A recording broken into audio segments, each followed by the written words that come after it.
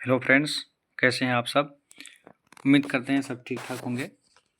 तो बिहार बोर्ड ने आप लोगों के लिए जो मॉडल सेट तैयार किया है और इंटरनेट पे जो जारी किया गया है उसी का हम आंसर की लेकर के आए हैं। आप लोग एक मर्तबा ज़रूर इसको देखिए ताकि आप किस पानी में हैं वो भी आपको पता चलेगा। दूसरी चीज़ ये भी है कि किस तरह के क्वेश्चन इसमें पूछे जाते हैं, क्या पैटर्न होता है और कैसे सवाल आते हैं, वो सब चीज़ भी आपको पता चलेगा। तो अगर आप भी क्लास 10th में हैं और चाहते हैं अपने आप को जांचना, अपने आप को परखना और ये चीज़ देखना कि किस तरह के क्वेश्चन आते हैं, तो आप हमारे साथ इस वीडियो में लास्ट तक जुड़े रहें और पूरी वीडियो देखिए। आप कलम कागज़ लेकर के बैठिए और लिखिए कि आपका कितना सही होता है और कितना गलत होता है, और फिर कमेंट में बताइएगा कितना सही हो रहा है। अगर आप हमारे चैनल में पहले आए हैं तो आप हमारे चैनल को सब्सक्राइब कर दीजिए, शेयर कर दीजिए अपने दोस्तों में और लाइक बटन दबा दीजिए। इससे हमें मोटिवेशन मिलता है, हमें काम करने में थोड़ा अच्छा लगता है। तो चलिए शुरू करते हैं बिना किसी देरी के। पहला सवाल है कि समतल दर्पण की फोकस दूरी होती है, क्या शून्य होता है, ऋणात्मक, अनंत या धनात्मक। तो समतल दर्पण बोला है तो समतल दर्पण की फोकस दूरी अनंत होती है। क्या होती है? अनंत। Option C is correct answer. अगला सवाल देखिएगा, वास्तविक प्रतिबिंब दर्पण के किस ओर बनते हैं? दर्पण के पीछे, दर्पण के आगे, ए और बी दोनों, या इनमें से कोई नहीं। तो वास्तविक प्रतिबिंब कहाँ बनता है? दर्पण के सामने। कहाँ बनता है? दर्पण के आगे यानी दर्पण के सामने। Option B is correct answer. अगला सवाल देखिएगा आप लोग, यदि आपतन कोण 30 डिग्री है तो परावर्तित किरण एवं आपतित किरण के बीच का कोण क्या होगा? तो आपतित कोण जब 30 डिग्री, जैसे ये आपतन कोण है और ये अभिलंब है, तो ये अगर 30 डिग्री का है ये, और दूसरा जो परावर्तन कोण है तो ये परावर्तन कोण होगा। तो बोल रहा है कि आपतन कोण और परावर्तित कोण दोनों मिलाकर के कितना होगा? तो दोनों मिलाकर के 60 डिग्री होगा। कितना डिग्री होगा? 60 degree. Option D is correct answer. अगला सवाल देखिएगा, एक दर्पण पर आपतित प्रकाश की चाल सी है तो परावर्तित प्रकाश की चाल क्या होगी? C/2, C/3, C/4 या C। तो आप लोग को बता दें कि जब परावर्तन होगा तो चाल सेम होगा, लेकिन जब अपवर्तन होगा तो चाल में कमी बेशी होगी, लेकिन जब परावर्तन होगा तो चाल सेम रहेगा। इसलिए आप अगर सी की चाल से आ रहा है तो सी की चाल से ही वो वापस जाएगा। Option D is correct answer. अगला सवाल, गोलीय दर्पण में कार्तीय चिन्ह परिपाटी के अनुसार मूल बिंदु लिया जाता है। कहाँ से लिया जाता है? फोकस पर, वक्रता केंद्र पर, ध्रुव पर, या इनमें से कोई नहीं। तो जो चिन्ह लिया जाता है वो ध्रुव से लिया जाता है। कहाँ से लिया जाता है? ध्रुव से। Option C is correct answer. अगला सवाल, जब प्रकाश सघन से विरल माध्यम में जाता है तो उसकी गति बढ़ती है, घटती है, समान रहती है, या इनमें से कोई नहीं।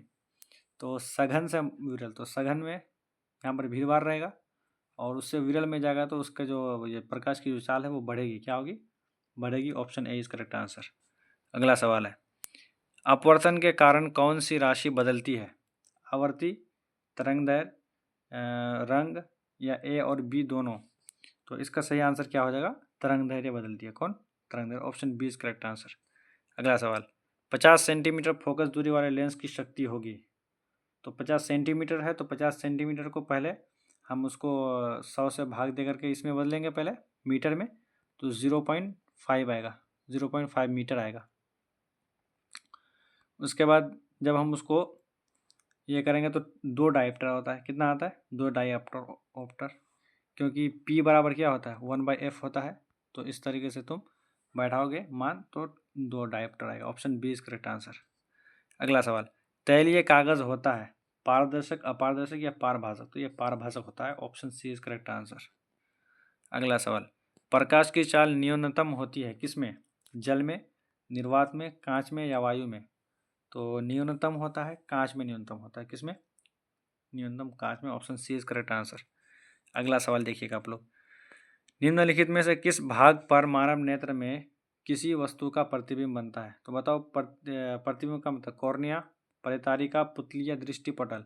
तो रेटिना या दृष्टिपटल। Option D is correct answer. अगला सवाल देखिएगा, नेत्र का पारदर्शी अग्रभाग कहलाता है आइरिस, कॉर्निया, लेंस या रेटिना? तो इसका सही आंसर क्या हो जाएगा? ऑप्शन बी हो जाएगा। क्या हो जाएगा? Cornea, option B is correct answer.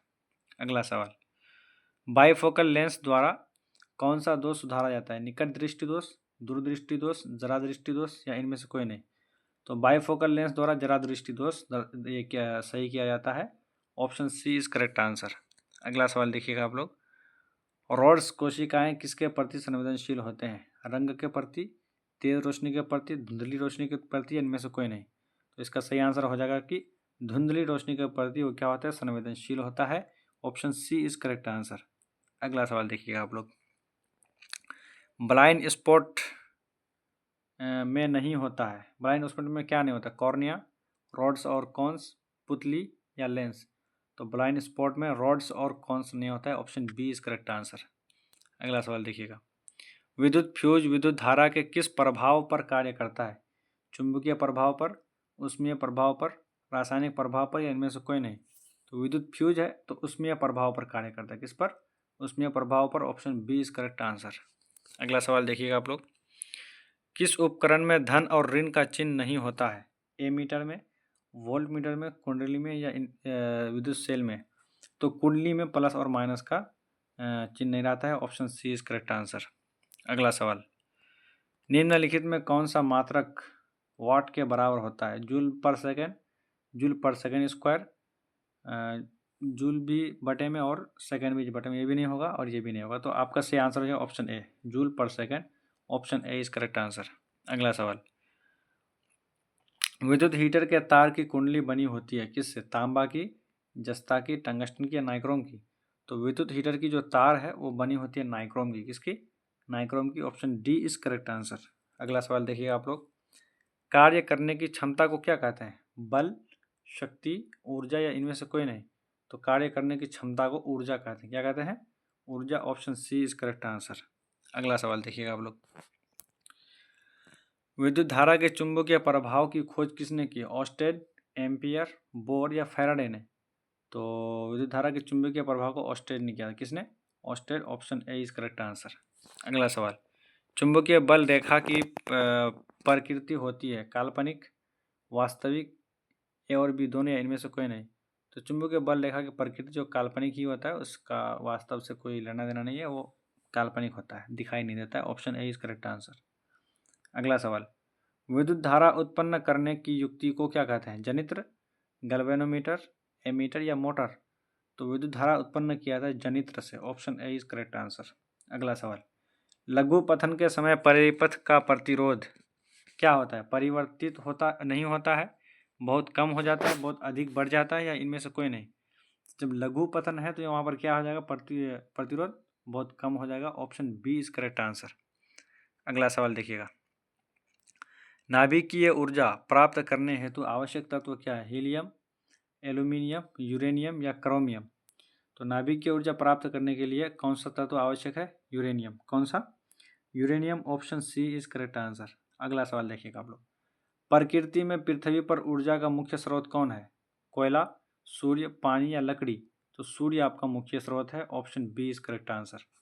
अगला सवाल देखिएगा आप लोग, निम्न में किसका अर्थ जल होता है? पेट्रो, टर्बो, नाइट्रो या हाइड्रो? तो हाइड्रो का मतलब होता है जल। किसका मतलब? हाइड्रो का, option D is correct answer. अगला सवाल देखिएगा आप लोग, निम्नलिखित में कौन सा युग्म एकल विस्थापन अभिक्रिया प्रदर्शित करता है?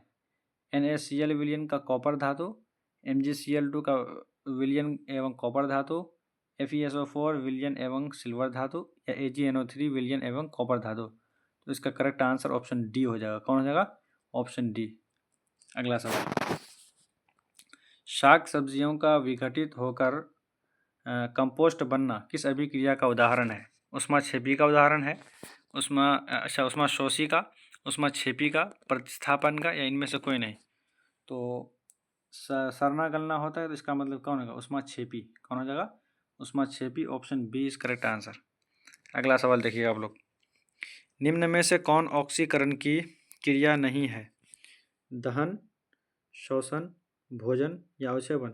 तो दहन में ऑक्सीजन के बगैर जलेगा नहीं, श्वसन ऑक्सीजन के बगैर हम लोग कैसे श्वसन कर सकते हैं, और भोजन भी ऑक्सीजन में ही पचता है। तो हमारा इसका सही आंसर क्या है? Option D is correct answer. अगला सवाल,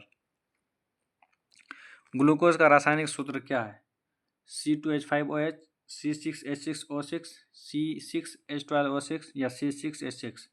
तो ग्लूकोज बोला है तो ग्लूकोज है C6H12O6, option C is correct answer. अगला सवाल, निम्नलिखित में से कौन समीकरण संतुलित नहीं है?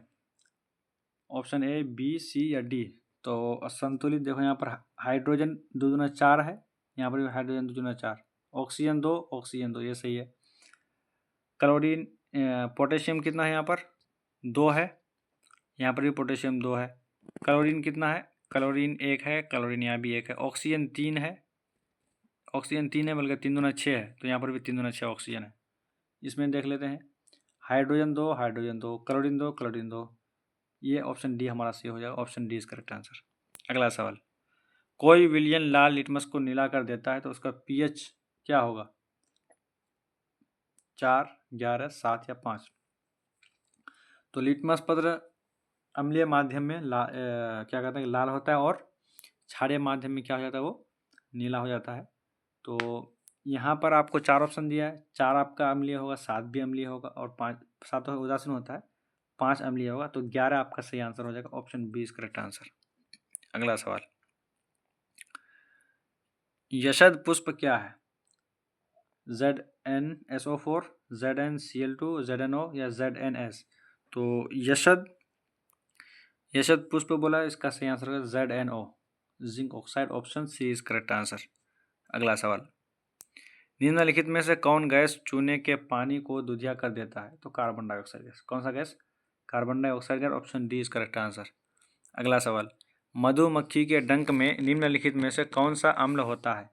मेथेनोइक अम्ल, एथेनोइक अम्ल, सिट्रिक अम्ल या ऑक्जेलिक अम्ल? मधुमक्खी के डंक में मेथेनोइक अम्ल होता है। कौन सा अम्ल होता है? मेथेनोइक अम्ल। Option A is correct answer. अगला सवाल देखिएगा आप लोग, प्लास्टर ऑफ पेरिस का रासायनिक सूत्र क्या है? CaSO4 5H2O, CaSO4 half H2O, CaSO4 2H2O, CaSO4 H2O? तो इसका सही आंसर हो जाएगा हाफ वाला। कौन हो जाएगा? हाफ वाला। Option B is correct answer. अगला सवाल देखिएगा आप लोग, अम्ल और क्षार जब आपस में मिलता है तो क्या बनाते हैं? परबल क्षार, परबल अम्ल, लवण या इनमें से कोई नहीं? तो अम्ल और क्षार मिलेगा तो क्या बनेगा? लवण बनेगा। Option C is correct answer. अगला सवाल, निम्नलिखित में से किस तत्व में संयोजी इलेक्ट्रॉनों की संख्या सबसे अधिक है? सिलिकॉन, ये आपका परमाणु संख्या 14 हो जाएगा, तो इसमें 4 होगा, और एल्यूमिनियम में 3 बचेगा, फॉस्फोरस 5, सोडियम में 1। तो option C is correct answer होगा इसका हमारा, फॉस्फोरस। कितना होगा? Phosphorus. Option C is correct answer. अगला सवाल, क्यूपराइट निम्नांकित में किस धातु का अयस्क है? Hg, Zn, कॉपर या एल्यूमिनियम? तो क्यूपराइट कॉपर का अयस्क है। Option C is correct answer. अगला सवाल, ऑक्सीजन की संयोजकता होती है 1, 0, 2 या 3? तो ऑक्सीजन की संयोजकता कितना हो जाएगा? 2 हो जाएगा। कितना हो जाएगा? ऑक्सीजन की संयोजकता 2। Option C is correct answer. अगला सवाल देखिएगा आप लोग, गंधक की परमाणु संख्या क्या है? 14, 15, 16 या 17? तो यहाँ पर गंधक की परमाणु संख्या कितना हो जाएगा? 16। Option C is correct answer. अगला सवाल, अभिक्रियाशील समूह जो ये आपका CO है उसको क्या कहेंगे? एल्डिहाइड समूह, ईथर समूह, एल्कोहल समूह या कार्बोनिल समूह? तो इसको हम लोग कार्बोनिल समूह कहते हैं। क्या कहते हैं? कार्बोनिल समूह। Option D is correct answer. अगला सवाल, वेल्डिंग में किस गैस का उपयोग होता है? मेथेन का, इथाइन का, एथेन का या एथीन का? तो वेल्डिंग में एथाइन का उपयोग होता है। किसका?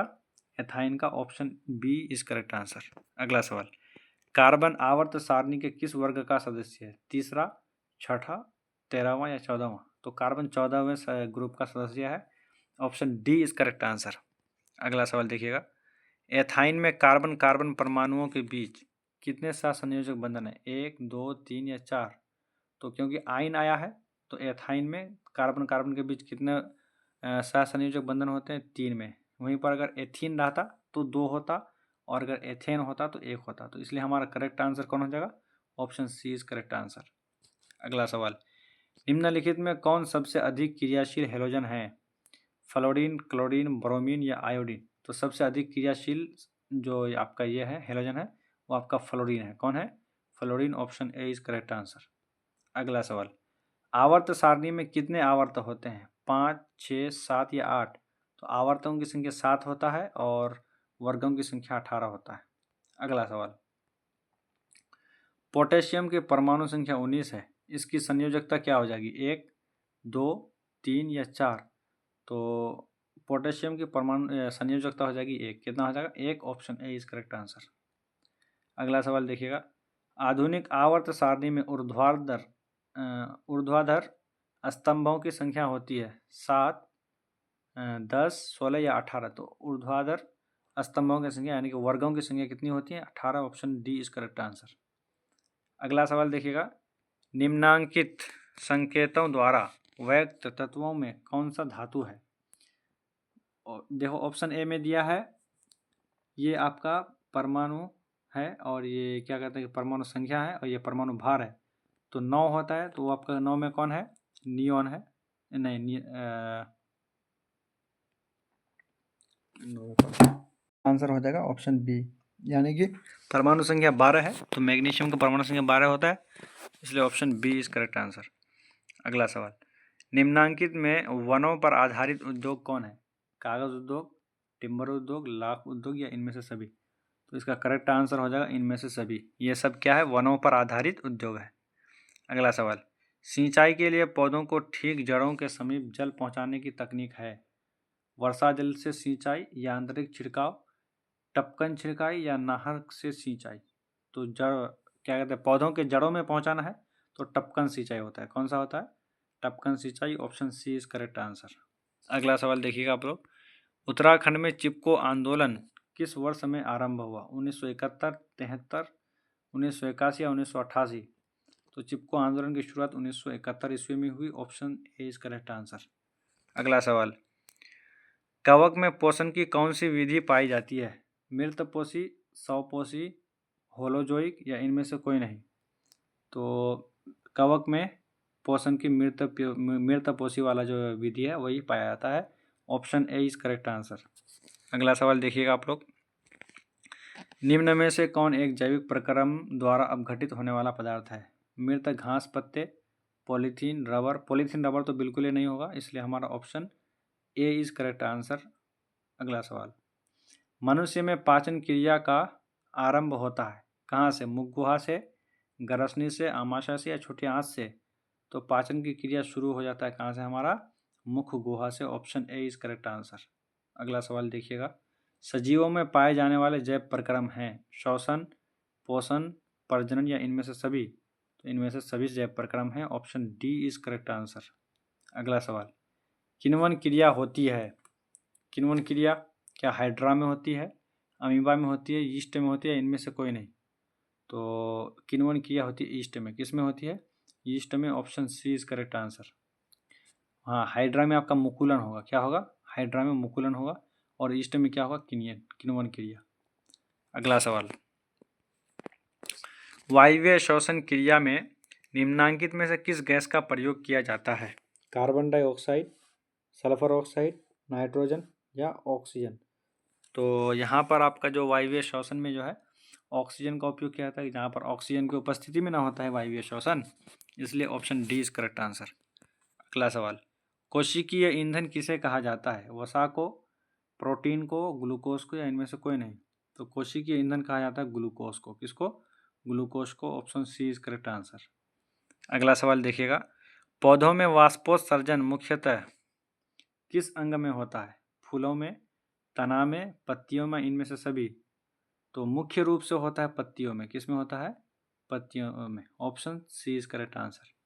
अगला सवाल, मानव हृदय किस तंत्र का भाग है? पाचन, श्वसन, उत्सर्जन या परिसंचरण तंत्र? तो हृदय परिसंचरण तंत्र का भाग है। किसका है? परिसंचरण तंत्र, option D is correct answer. अगला सवाल देखिएगा, निम्नलिखित में से कौन रक्त का थक्का बनाने में सहायक होता है? आरबीसी, फाइब्रिनोजन, लसिका या ऑक्सी हीमोग्लोबिन? तो रक्त को थक्का बनाने में जो सहायक होता है कौन होता है? Fibrinogen, option B is correct answer. अगला सवाल, पादप अपशिष्ट संचित रहते हैं कहाँ पर? छाल में, कोशिकीय रिक्तिकाओं में, उत्पत्तियों में या इनमें से सभी, तो पादप अपशिष्ट यानी कि पादप से निकलने वाले बेकार चीज़ें इनमें से सभी में क्या रहते हैं, संचित रहते हैं। Option D is correct answer. अगला सवाल देखिएगा, अमीनो अम्ल के विखंडन से क्या बनता है? कार्बन डाइऑक्साइड, H2SO2, NH3 या CO? तो अमीनो अम्ल के विखंडन से बनता है NH3। क्या बनता है? NH3। Option C is correct answer. अगला सवाल, वृक्क का प्रधान कार्य क्या है? पाचन, उत्सर्जन, प्रजनन या एटीपी का निर्माण? तो वृक्क का सबसे मेन काम है उत्सर्जन। क्या काम है? उत्सर्जन। Option B is correct answer. अगला सवाल, इनमें से कौन पादप हार्मोन है?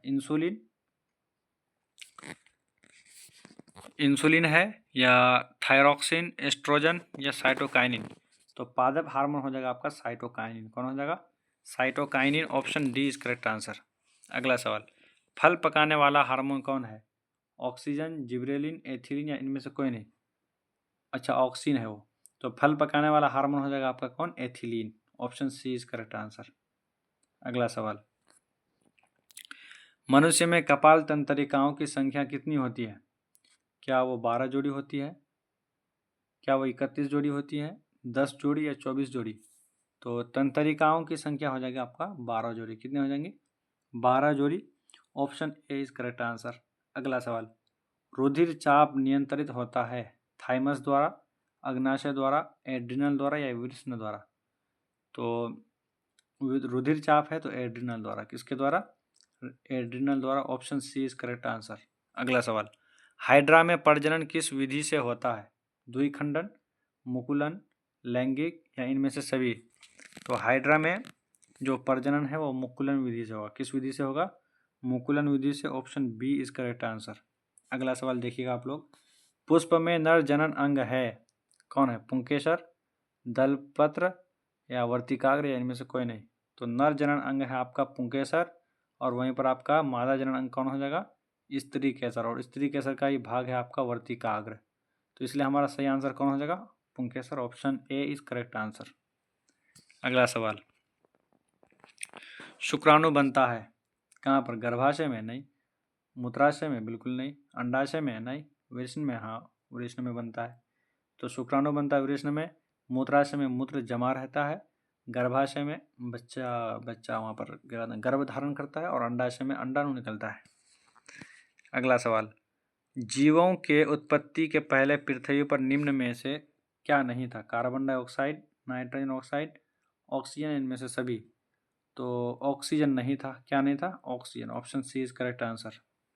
अगला सवाल, ऑक्सीजन पाया जाता था लेकिन CO2 के रूप में, और यहाँ पर NO2 के रूप में पाया जाता था। तो ऑक्सीजन नहीं था उस टाइम अकेला।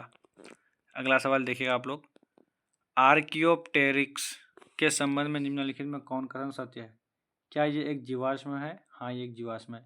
इसके जबड़े में दांत और उंगलियों में नख थे? हाँ, ये भी सही है। इसमें डैने तथा पंख विद्यमान थे? हाँ, ये भी सही है। तो इसका option D is correct answer. अगला सवाल हो जाएगा, देखो, निम्नलिखित में से कौन प्राणी अपना लिंग बदल सकते हैं? घेंगा, कुछ सरीसृप, पंछी या मधुमक्खी?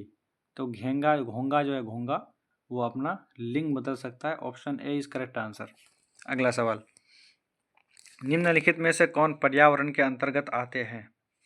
क्या जलमंडल आते हैं, स्थलमंडल, वायुमंडल या इनमें से सभी? तो पर्यावरण के अंतर्गत इनमें से सभी आएंगे। क्या आएंगे?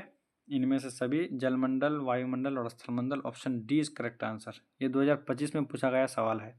अगला सवाल, मैदानी पारिस्थितिक तंत्र में मेंढक किस प्रकार का उपभोक्ता है? प्राथमिक, द्वितीय, तृतीय, चतुर्थ? तो मैदानी में आ जाएगा वो आपका क्या? द्वितीय में आ जाएगा। Option B is correct answer. अगला सवाल देखिएगा आप लोग, निम्न में कौन एक जैव अनिम्नीकरणीय पदार्थ है? DDT, कागज, वाहिद मल या इनमें से कोई नहीं? तो अनिम्नीकरणीय बोला है तो DDT हो जाएगा। DDT, प्लास्टिक, रबड़, ये सब क्या हो जाएगा आपका? जैव अनिम्नीकरणीय पदार्थ। इसलिए हमारा यहाँ पर option A is correct answer. तो यहाँ पर आप लोगों का ऑब्जेक्टिवों का सिलसिला ख़त्म हो रहा है। तो कैसा लगा आप लोगों को ये वीडियो, आप लोग कमेंट में ज़रूर बताएं। अगर वीडियो अच्छी लगी है तो आप लोग लाइक कीजिए, शेयर कीजिए अपने दोस्तों में, और सब्सक्राइब करना बिल्कुल ना भूलें। और देख लीजिए आप लोग यहाँ पर सब्जेक्टिव भी आप लोगों को बहुत आसान आसान पूछा गया है। आवर्धन किसे कहते हैं, अवतल लेंस को अपसारी लेंस क्यों कहा जाता है, तो अपसारी लेंस क्योंकि वो क्या करता है। उसका पार्श्विक विस्थापन से आप क्या समझते हैं, विद्युत धारा की प्रबलता। बहुत आसान आसान क्वेश्चन है। विद्युत धारा के उष्मीय प्रभाव किन कारकों पर निर्भर करता है, विद्युत चुंबकीय प्रेरण, मैक्सवेल ऊर्जा का अच्छा स्रोत क्या है, और किरण आरेख से उत्तल और अवतल लेंस के प्रथम और द्वितीय फोकस को समझाएं। श्रेणी क्रम में संयोजित प्रतिरोधकों और समांतर क्रम में संयोजित प्रतिरोधकों के समतुल्य प्रतिरोधों के व्यंजक को प्राप्त करें। खैर 5 नंबर के लिए वो सवाल था। अब इधर है आपका 5 नंबर या 4 नंबर था, 6 नंबर का है। अब यहाँ पर है आपका संयोजन अभिक्रिया, बहुत अच्छा सवाल है। और वक्रित गंधिता, ये भी बहुत अच्छा सवाल है। खारा जल को मृदु बनाने में सोडियम कार्बोनेट का उपयोग किस प्रकार होता है, आश्रित जल विद्युत का चालक नहीं होता। ये तो और अच्छा सवाल है। भर्जन की क्रिया क्या है, पेंटेन, धातुओं में इलेक्ट्रॉन। तो जो भी है सवाल बहुत अच्छे अच्छे हैं आप लोगों को, और बहुत आसान आसान है, आप लोग देख लीजिएगा। सवाल है सब आपका। पुमंग जायन का कार्य क्या होता है, डायलिसिस क्या है, और न्यूरोट्रांसमीटर क्या है, समजात अंग और समरूप अंग में क्या से आप क्या समझते हो, तो आप लोग जानते हैं। उत्पादक से आप क्या समझते हैं। तो ठीक है, मिलते हैं अगले वीडियो में, तब तक के लिए खुदा हाफिज़।